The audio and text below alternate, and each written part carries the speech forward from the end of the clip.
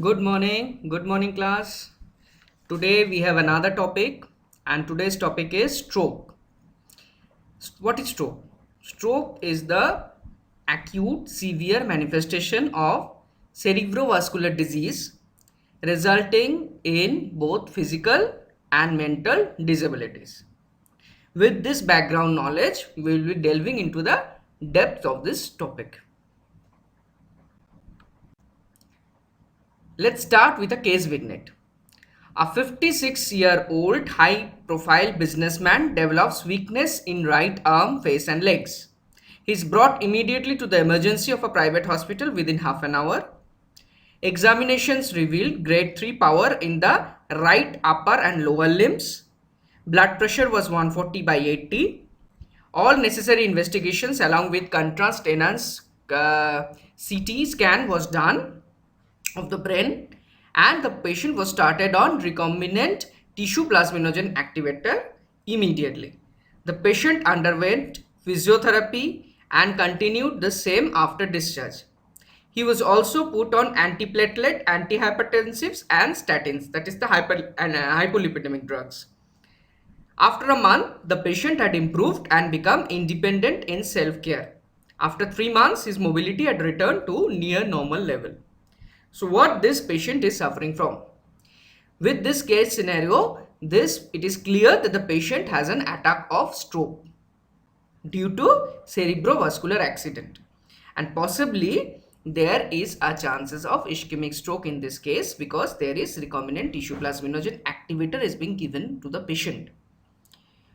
And the clinical features which is manifested, the symptoms were weakness in the limbs, unilateral involvement, there is weakness of arms, face, legs of one side of the body.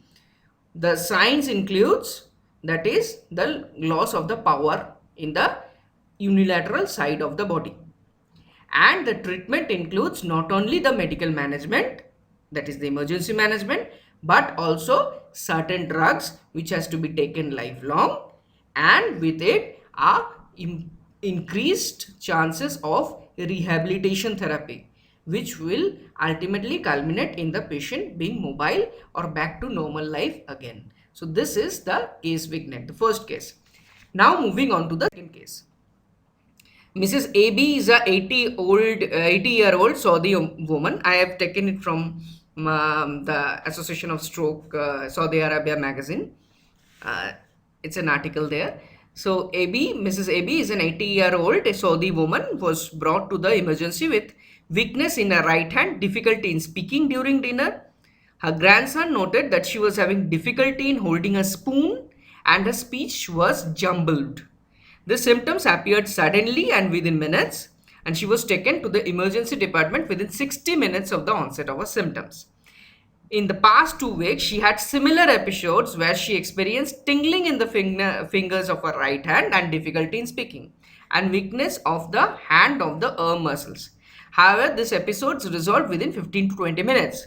She previously experienced these symptoms 3 years back.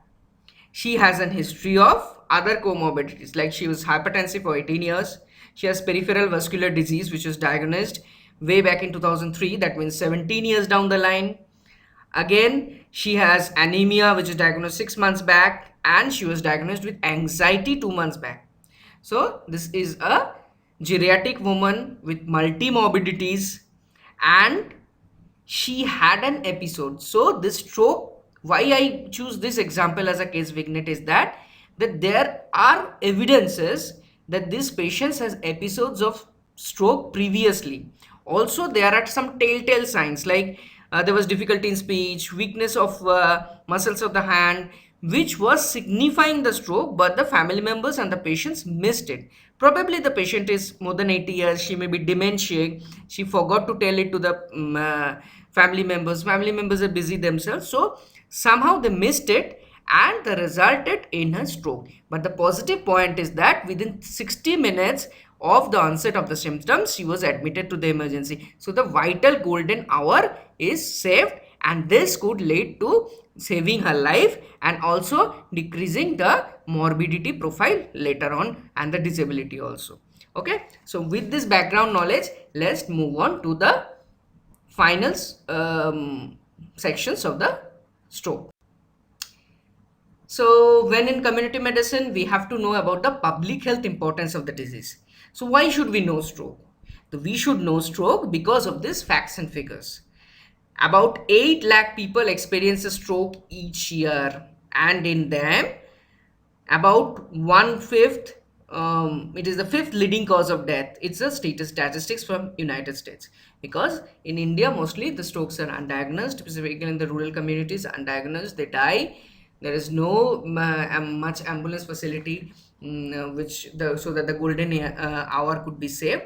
But in developed countries, developed nation, they have very good surveillance system of the non-communicable diseases. So I have just to give you an overall picture of the stroke, I have given the data of the United States. Every minute a stroke is untreated, the average number the patient loses 1.9 million brain cells, and we all know that brain cells or neurons do not multiply. So once it's lost forever. So thereby the patient who has got the stroke is left with less number of neurons, and thereby there is increased mobility, increased disability, and decrease in the quality of life of this patient. But the tagline is, I've red marked it, that 80% of the strokes are preventable, and we are dealing with a disease which are preventable. We are not preventing it, and we are giving the treatment. How much we will be giving the treatment when there is prevention available? Why not to apply that? So with this background knowledge, after today's class, after today's lecture, you will be able to define and classify stroke, enumerate the risk factors for stroke, describe the epidemiology of stroke, and discuss the prevention and control of stroke. So these are your learning objectives after this class. Okay? Good morning class. Today we have another topic, and today's topic is stroke. What is stroke? Stroke is the acute severe manifestation of cerebrovascular disease resulting in both physical and mental disabilities. With this background knowledge, we will be delving into the depth of this topic.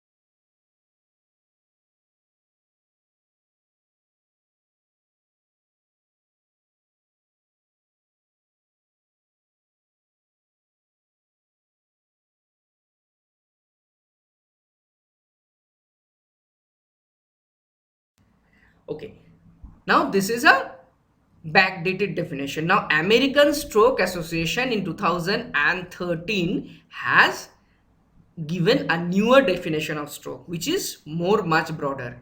This definition is sudden global or focal neurological deficit result from spontaneous hemorrhage or infarction of the central nervous system with objective evidence of hemorrhage or infarction irrespective of the duration of clinical symptoms. So now the transient ischemic attacks has come into the penumbra of the stroke. Okay, it is not excluded now. Where what is more important now is whether it is hemorrhagic and infarction. Remember, in 1970 there was no MRI machine, there was no CT scan. So this etiology of the stroke, and based on the, it is very important to know the etiology because the treatment varies. So the etiology of the stroke is important. So the newer definition has incorporated the etiology. In the WHO definition way back in 1970, at least they formulated what it is, but This fine tuning is missing, which is there in the definition of American Stroke Association. The new definition is much broader and includes any objective evidence of permanent brain, spinal cord or retinal cell death attributed to a vascular etiology based on pathological or imaging evidence with or without the presence of clinical symptoms. So clinics is gradually, we all know clinics is gradually being replaced by laboratories and imaging and whatnot. So as pathological confirmation of the stroke is generally lacking, so computed tomography or CT scan is widely available. So American Heart Association or American Stroke Association emphasize that stroke is a clinical and a radiological diagnosis. So you have to check the clinical signs and symptoms and you have to confirm the diagnosis by a CT scan so as to diagnose or stamp it as a case of stroke. Now, what are the types of stroke? The types of strokes are based on the location, based on the hemorrhage, vascular events, actually based on the vascular events. The first classification is ischemic stroke. What is ischemic stroke? That is, there is loss of blood supply to a certain area of the brain that causes the ischemia and resulting in the loss of the neurons and resulting in certain signs and symptoms. Now, this ischemic stroke can be primarily of two types. First is embolic and second is thrombotic. Now, what is embolic stroke? That is the blockage of the blood supply of part of the brain by a clot which is formed elsewhere but breaks away from the original site and blocks the artery supplying the brain. So it is, the clot is the cerebral vessels is being occluded by a clot that causes the embolization. Okay, but this clot is not originated from the cerebral vessels. It has originated somewhere else in the body and has traveled this part and lodged in the cerebral artery to block the blood supply to the cerebral vessels. Is it clear? Most common site is heart. It originates in the heart, goes to the brain and embolizes there and stop the blood supply of the brain. The next part is the thrombotic. What is thrombotic? Thrombotic is blood clot which is formed in the cerebral vessel itself and blocks the flow of the blood to the brain. So if both the ischemic stroke is due to the clot formation, right? If the clot is formed elsewhere and it's lodged in the brain, it is embolic. If the clot is formed itself in the brain, then it is thrombotic. We can further classify the ischemic stroke based on the location of the infarct. It may be lacunar infarct. It may be vertebrobasilar infarct. One thing I want to mention is that lacunar infarct is more common. It is more common and it involves generally the thalamus, the basal ganglion, the pons, and the clinical features which this patient's presents are mostly the motor features like hemiplegia. Hemiplegia is very common in persons affected by lacunar infarct. The person who have got a vertebrobasilar infarct, mostly the sensory part is damaged much. Like there is loss of vision, there is changes in consciousness, there is confusion, there is global aphasia, there is delirium. So any person who are presenting more with the sensory symptoms, just you can suspect a vertebrobasilar infarction in them. Next is the hemorrhagic stroke. Again, hemorrhagic stroke may be of two types. What are the hemorrhagic strokes? Hemorrhage may be a subarachnoid hemorrhage or a intracerebral hemorrhage. It may be a subarachnoid hemorrhage or intracerebral hemorrhage. Why the hemorrhagic stroke occurs? The pathophysiology is due to the rupture of the intracerebral aneurysm. It is due to the rupture of the intracerebral aneurysm. And the transient ischemic attack. Transient ischemic attack, as the name suggests, this is also a vascular event and this is due to the ischemia. And this ischemia are again due to the clot formation, but this clot is not big enough to occlude the whole vessel. It occludes a part of the vessel. So it lasts for less duration, like less than 24 hours with milder form of the symptoms. So once there is transient ischemic attack, that should raise the issue of the clinician that there is slum clot being formed. So if we can take care of that clot at that very early hours, we can save the patients from grave mortality and morbidity later on, because this transient ischemic attack has increased chance of a full blown cerebrovascular accident within 1 year duration. Okay, this is time tested. So once you get a TIA patient, please take care of the patient properly so that the patient doesn't go for a cerebrovascular accident or stroke later. What I was talking about the ischemic stroke, that is ischemic stroke is due to the clot. This clot or emboli is being formed in the ischemic stroke. Now this clot, if it is formed within the cerebral vessel itself, then it is a thrombotic clot or thrombotic type of ischemic stroke. And if it is formed elsewhere and gets lodged in the cerebral vessels, then it becomes the embolic stroke. Next is the hemorrhagic strokes. Hemorrhagic strokes are due to the rupture of the aneurysm. As you can see that in this picture, this is the middle cerebral artery has got an aneurysm, and this aneurysm has ruptured, resulting in hemorrhage and ultimately culminating into the features of stroke or cerebrovascular accident. Next is transient ischemic attack. Transient ischemic attack, I have already mentioned that there is again due to ischemia, there is again due to the clot, but this clot is not large enough to occlude the whole vessel. It occludes only a part of the vessel. So there is a milder form and with a lesser duration, but it indicates a grave situation later on at a later date. Okay. Now what are the clinical presentations? So a patient of cerebrovascular accident will come to the emergency with sudden weakness or numbness of face, arm or leg. It is mostly unilateral. Okay. Confusion is there. Suppose if the right side of the middle cerebral artery is gone, then the left sided hemiplegia occurs. If the left side of the middle cerebral artery is being occluded, then it will result in right sided hemiparesis or hemiplegia. Then there are sensory symptoms like confusion, there is difficulty in speech, there is slurring of speech, there is difficulty in vision. The difficulty in vision is a part of vertebrobasilar stroke. Remember, it's vertebrobasilar. And weakness or numbness of face, arms, legs, this is a part of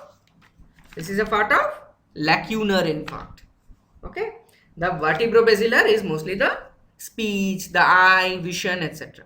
Again, difficulty in walking, dizziness or loss of balance, fainting or unconsciousness. Fainting or unconsciousness, again a feature of vertebrobasilar. Loss of balance, dizziness, etc. are features of difficulty in walking. These are features of lacunar infarction.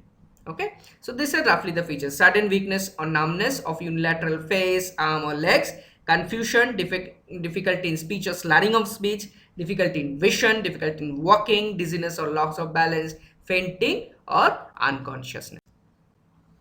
Next is the global distribution of the stroke mortality rates. It has been seen that the developed countries, the stroke mortality rate is less, as you can see as the yellow colored picture, but the red and the orange have increased mortality. You can see that United States has got a very good stroke helpline, and they have a decreased stroke mortality. You can see the yellow colors. On the contrary, African countries, Asian countries, there is no much progress in the stroke management, so they have a huge mortality due to the stroke. India is in orange zone, so definitely India has got quite high mortality due to the stroke. Next is the global distribution of DALY loss due to stroke. I guess and I believe that all of you know what is DALY. DALY is disability adjusted life years. It is expressed as the number of years lost due to ill health, disability or death. It is expressed as the number of years lost to ill health, disability or death. It measures the morbidity. The previous slide was mortality profile and this is the morbidity profile. Again, here also the developed countries have got decreased loss of DALY, while the developing countries, the Asian and the African countries, have increased morbidity due to stroke. So there is increased mortality and increased morbidity in the developing countries, and there is decreased morbidity and the decreased mortality in developed countries like United States, Australia. They are quite developed, and there is decreased mortality and morbidity due to stroke in these countries.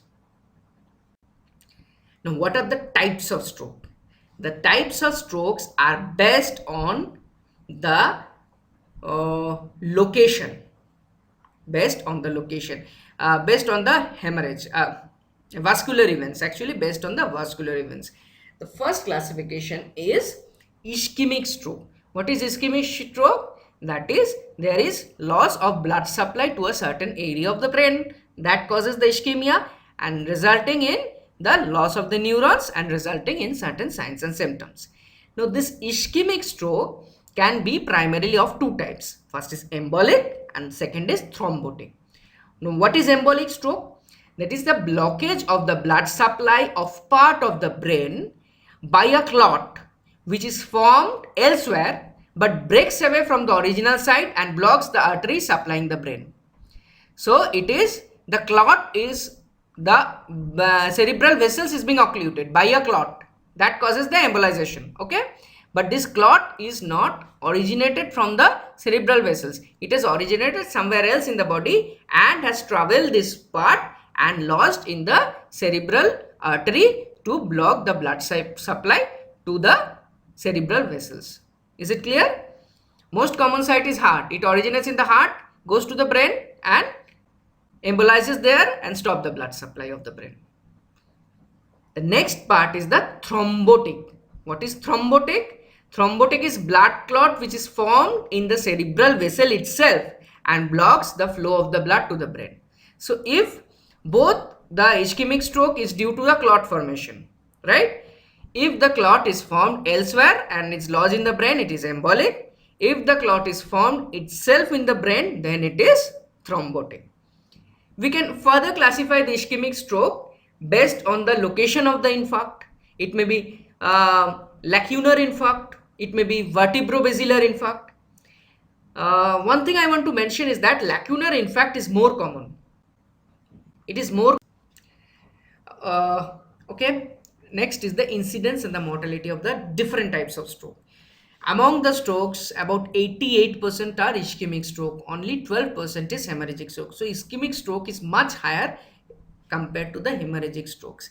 But mortality, in terms of mortality, hemorrhagic strokes has about 40% mortality, while ischemic stroke is only about 10% mortality. So most strokes are ischemic stroke, but the most fatal stroke is the hemorrhagic stroke. Okay, clear?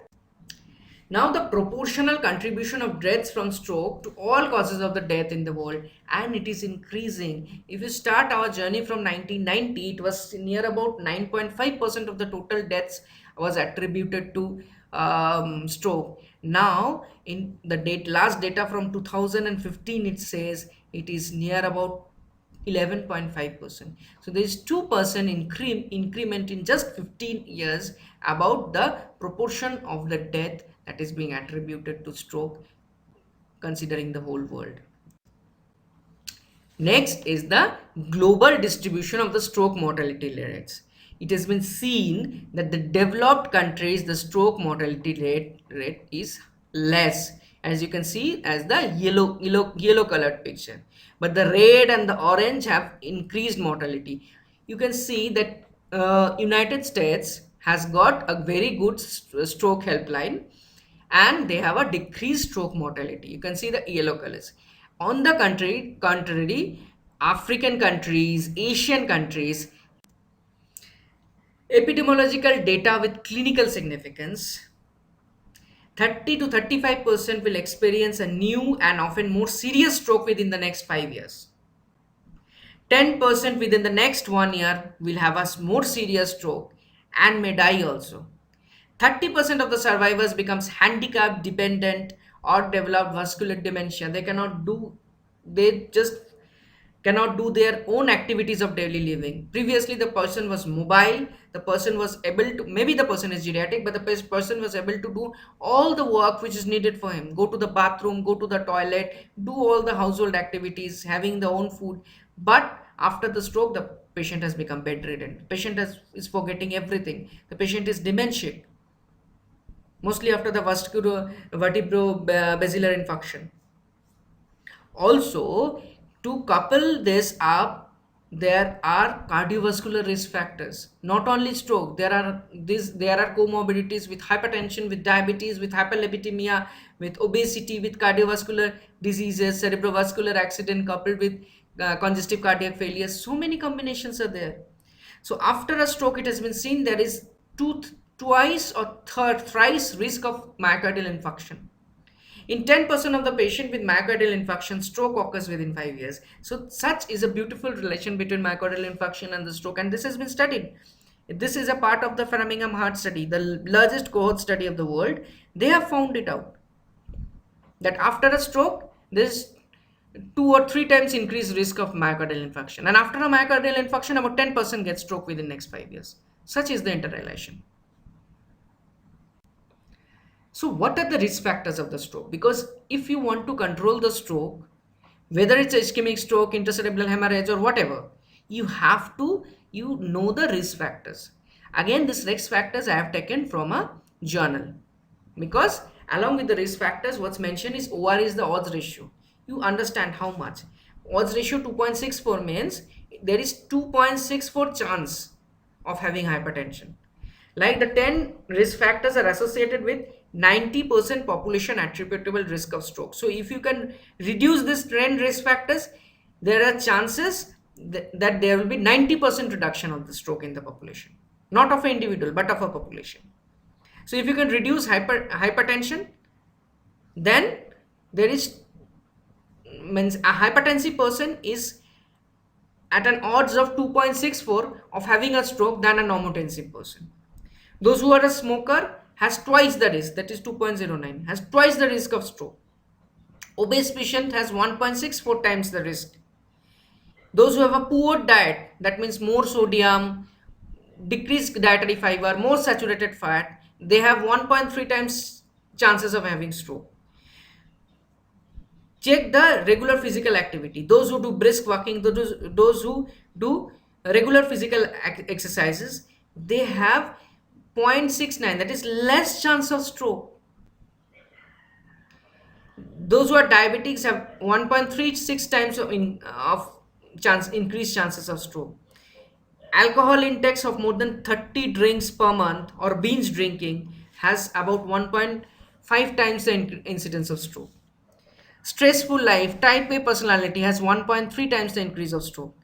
Depression, even depression, stress, anxiety, etc., that leads to 1.35 times the increase of stroke. Those who have a concomitant cardiovascular disease like AMI or heart failure or coronary artery disease has 2.38 times the increased chances of stroke. Also, the apolipoproteins B to A1 ratio, increased LDL, decreased HDL, all leads to higher percentage of the stroke. So not only remember the risk factors of the stroke, but try to have an idea about the different uh, odds of having the stroke in the persons who have got these risk factors. So one of the protective factors you can find is regular physical exercises, right? With this background knowledge, after today's class, after today's lecture, you will be able to define and classify stroke, enumerate the risk factors for stroke, describe the epidemiology of stroke, and discuss the prevention and control of stroke. So these are your learning objectives after this class. Okay?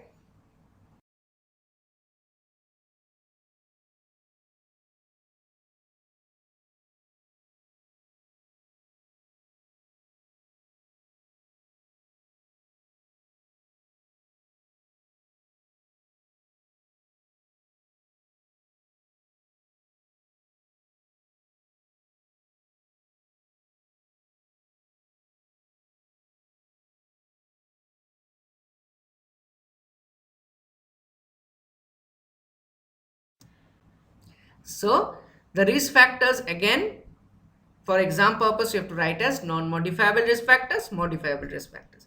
So what are the non-modifiable risk factors? Age greater than 50 years.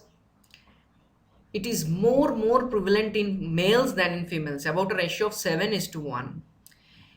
African population or the black population, so as Asian and the Indian population also are there is increased chance of stroke in this population. It has been seen in the genetic studies that first degree relatives, those who have suffered from stroke, are increased chance of having a stroke. The modifiable risk factors is hypertension. This is the main risk factor. Even I mentioned in the class of hypertension that this is one of the leading cause of stroke. That is 30 to 50% of the stroke cases are due to patients who are hypertensive. Tobacco smoking, alcohol intake, having a diabetes, having a transient ischemic attack, carotid atherosclerosis, any pre-existing cardiac diseases, dyslipidemia, obesity, physical inactivity, then oral contraceptive pills, personality, stress, lack of sleep. These are all the modifiable risk factors we can take into account in stroke prevention. Now, in communicable disease, whenever we talked about communicable disease, we always talked about the epidemiological triad. There is agent, host, and environment, and the interaction between them. But in non-communicable disease, we have to go for the wave of causation because there are many factors, multiple factors. These factors are risk factors. So the complex interplay of different risk factors at different level will ultimately culminate in the disease. So what are the risk factors? Stress. Those who are stressed have increased catecholamines. This catecholamines increases the heart rate. This increase in the heart rate causes increase in the blood pressure. That will ultimately may lead to stroke. Even those who have a poor diet, that leads to obesity. Obesity causes the embolization, which ultimately may lead in stroke. There are some persons who are hereditarily obese. For also them also there is increased chances of stroke. Smoking causes blood clotting irregularities that can culminate in stroke, that can culminate in heart disease. So there are different permutation and combination of the risk factors. There is complex interplay between them, which ultimately results in the disease, that is stroke. Okay, so this is the wave of causation of stroke. Next is the prevention and control. For stroke, you have to remember that all the four levels of prevention, that is modes of intervention.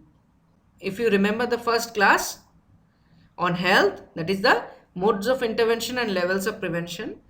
So here in stroke control, you can incorporate all the modes of intervention and levels of prevention. First is the primordial prevention, then is primary prevention, secondary prevention, and tertiary prevention. Primordial prevention, when the risk factors has not arrived. Primary prevention, when the risk factors has arrived but the disease has not occurred. Secondary prevention, when the disease has already occurred and you do an early recognition of the disease and give the treatment at the earliest. And tertiary prevention, when the disease is at the late phase, so you try to rehabilitate the person and limit its disability. So these are the interventions you have to give. So primordial prevention is adopting healthy habits starting from the childhood itself. Maybe you can arrange a IC activity, that is information education communication activity, to the children attending schools, ICDS centers, or in the college, to help them having a proper diet, a diet rich in green leafy vegetables, diet rich in fruits, less in fats, less in sodium, less in salt. You can prescribe them. You can encourage them for increased physical activity. You can discourage smoking or alcohol consumption in those healthy youngsters. So if the adolescent, the children are healthy, they will produce healthy adults. So you can inculcate the good habits in them from early days only. Next is the primary prevention. Primary prevention is tobacco cessation, regular physical activity, reduced salt consumption, increased intakes of fruits and vegetables. Those who already have a stroke, they have to take the antiplatelet drugs. Those who are hypertensive should take the antihypertensive drugs regularly and go for a checkup regularly. You can give health education, right? Because the risk factors has already arrived. That person is hypertensive, so there is increased chance of stroke. So treat the hypertension properly. Otherwise, there may be a stroke, right? Next is secondary prevention. For secondary prevention is early diagnosis and management. Management will be depending upon the type of stroke, and pharmacological and non-pharmacological will be advised both. The importance is that the pharmacological management will depend upon the type of the stroke, but the non-pharmacological will be same for all. Because stroke, you have to give the non-pharmacological. What are the non-pharmacological you will prescribe? You will prescribe DASH diet. You will prescribe decrease in the fat intake of the diet, decrease in calorie intake of the diet, decrease alcohol consumption, reduce smoking, reduce the body weight. That means the BMI should be less than or equal to 25. Brisk walking should be encouraged. That is 30 minutes per day for at least 5 days a week. Increase the decrease in having a regular sleep pattern, decrease in the stress, okay, maintaining good habits, good hobby, okay, regular checking of the blood pressure, regular checking of the complications if there is any, regular intake of medicines. That are the non-pharmacological management. For pharmacological management, the golden hour is very important. Within the first hour you have to take the patient to the emergency department. Based on the CT scan examination of whether it's a ischemic stroke or hemorrhagic stroke, the management will start. Also, after the patient is being discharged, there are some medications being prescribed. That is, that drug adherence should be there, drug compliances should be there, right? Another thing which is very important in stroke is the tertiary prevention. By tertiary prevention, there are 2 points: disability limitation and rehabilitation. So for disability limitations, we know stroke has some, there is hemiplegia. So you can give calipers, so that will aid in their movement. There are wrist drops, so you can give wrist drop splint. I have given a picture because otherwise, due to the wrist drop, the person, it's very difficult for the person to feed himself. So you can give a wrist drop splint. It's very difficult for the person to walk, okay, because there is foot drop, because nerve involvements are there. So you can give ankle foot orthosis. I've given a picture of ankle foot orthosis in this patient. And along with the treatment, what is very, very important is the rehabilitation, because early ambulation is necessary. Physiotherapy is very important. Range of motion exercises, starting from the passive range of motion exercises, then gradually increasing to active range of motion exercises. Speech therapy, there is slurring of speech, so communication skills, for them to develop the communication skill, cognition. Even swallow therapist should come to the patient and see it, whether the pharyngeal portion of the swallowing reflex is being working properly. If not, then to train the person for that. Occupational therapy will come and will check everything, starting from the person's bedroom, the person's toilet, how he will move to the toilet, everything, whether a railcot bed is needed, whether a saddle bar is needed so that the patient can wake up at night. So everything, this is very important. Emotional and psychological support of the patient, and if required, a psychological therapy should be given, because that will help him boost his morale to take care of oneself. Because most of these patients, they lose their faith to live. They don't want to live, they want to die, because due to all this disability, they are not used to this disability. So a psychological therapy, a psychological support, a psychological counseling may be required, so as to boost their morale. And again, a vocational rehabilitation, because if a stroke occurs at a younger age, the person is engaged, the person is already employed. There is no point to, for the person due to this stroke, to lose his employment. No, not at all. We have to find a suitable job for this person, okay, so that the person can earn his living with dignity and also continue with this treatment and other therapies, right? So this vocational rehabilitation is equally important in cases of stroke management. The modifiable risk factors is hypertension. This is the main risk factor. Even I mentioned in the class of hypertension that this is one of the leading causes of stroke. That is 30 to 50% of the stroke cases are due to patients who are hypertensive.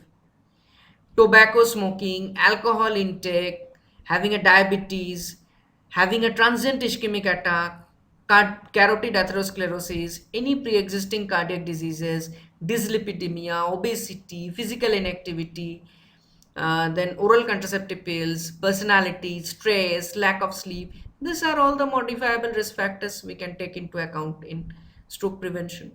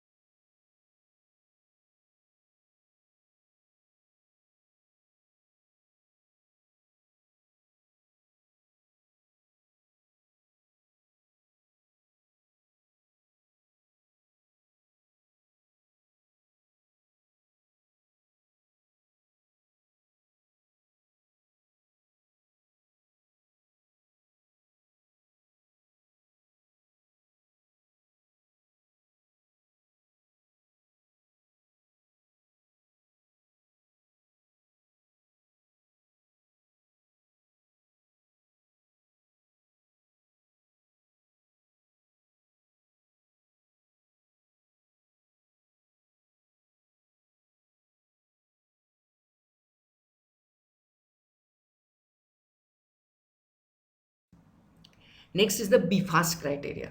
So just make an IC activity so that the community also knows what is stroke and how to take care of a person in the stroke. You as a doctor, you are well versed, but those walking down the streets or maybe your house help who are taking care of our parents or grandparents, so they must be knowing the BIFAS criteria, because if this happens to anybody in the house, they can call for help and the person do not lose that golden hour. The treatment is initiated within the first 1 hour, and that could save the life of the patient and also decrease the morbidity of the patient. So what is BFAST? BFAST is B for balance. Does the person have a sudden loss of balance? E is for eye. Has the person lost vision in one or both the eyes? F for face. Does the person's face is looking uneven? There is drooping of the faces. Arms. Is one arm hanging down? Speech. Is the person's speech slurred? Does the person have trouble speaking or seem confused? If this be fast, balance lost, eyes, vision lost, slurring of speech, arms and face drooping, then there is a chance of impending stroke or a stroke has happened, and next T is immediately time to call whom? The ambulance. This 911 is a stroke ambulance or the stroke helpline number in USA. We do not have that. We in India has a ambulance helpline number in West Bengal. That ambulance helpline number is 102. Remember the number 102. If any of your acquaintances, family members have this stroke, then call 102 for the ambulance, because you need to save this golden hour to save the life of this patient and decrease the morbidity and increase the quality of life of this patient, which is very, very important, I must tell you. Next is the program. We know that is for stroke, the program is National Program of Prevention and Control of Cancer, Diabetes, Cardiovascular Disease and Stroke. I'm not going to the details of it, because in the hypertension class I have already discussed the entire program in details. So I'm not going in details here. What I will be going in details is the another program, that is National Stroke Registry Program. This National Stroke Registry Program is an ambitious initiative, I must say, of Government of India, which was launched in the year 2012. It has two objectives. First, to generate reliable data on magnitude and incidence of stroke, first, and second is to know the pattern of care in patients with stroke. The first is to generate reliable data on magnitude and incidence of stroke, and second is to know the pattern of care in patients with stroke. This is a flagship program by Indian Council of Medical Research, that is ICMR, and NCDIR. What is NCDIR? In NCDIR is the National Center for Disease Informatics and Research. The head office is in Bengaluru. ICMR, the head office is in New Delhi, and NCDIR, the head office is in Bengaluru. They have prescribed that there should be 2 stroke registers, One register will be hospital based and one population based. The hospital based register will include the Y2, because the hospital based registers mostly includes the severe stroke patients, those occurring in the younger population and those having higher mortality, because those the mostly the severe stroke are brought to the hospital, and the severe will have a higher mortality. Also, it's a occasion specifically in certain parts of India that if the younger is having a stroke, they will bring it to the hospital. If the older person is having the stroke, they won't use their money to book an ambulance and give the pay for the treatment. They will let that person die in their own home. This is a very common thing. So in hospital basis, you will get only severe cases, only cases with high mortality, only cases with younger patients. So the true picture of stroke is not clear to you because you are getting only a skewed picture. So thereby a population based register is also necessary. That will garner data on the prevalence of the stroke, the patterns of the stroke. The transient ischemic attack will be incorporated into the population based register. Also the incidence in the geriatric age group, the old age, that will be included. Also the second objective, that is the pattern of care of the persons with stroke, how they are getting the rehabilitation after the stroke, whether they are taking the drugs regularly, how is the drug compliance, everything. This data, this valuable data can be obtained with the population based register, and this is a very ambitious program of Government of India, that is National Stroke Registry Program. I would conclude today's class with the World Health Day, which is celebrated in 7th of April every year of 2016. That year they celebrated as Beat Diabetics. So that was the slogan for that year in 2016. But what they prescribed for this is equally important for all the non-communicable diseases. That is, eat right, do physical exercise regularly, stay healthy, stay stress free, and protect your environment. Not only protect yourself, but protect your environment. This is very, very important, they have said. With this, I conclude. Thank you. Thank you all for your patience listening. And we hope for a better world so that we can conquer stroke and decrease its mortality and morbidity and gift the future world a good quality of life. Thank you. Thank you all. Stay safe. Thank you.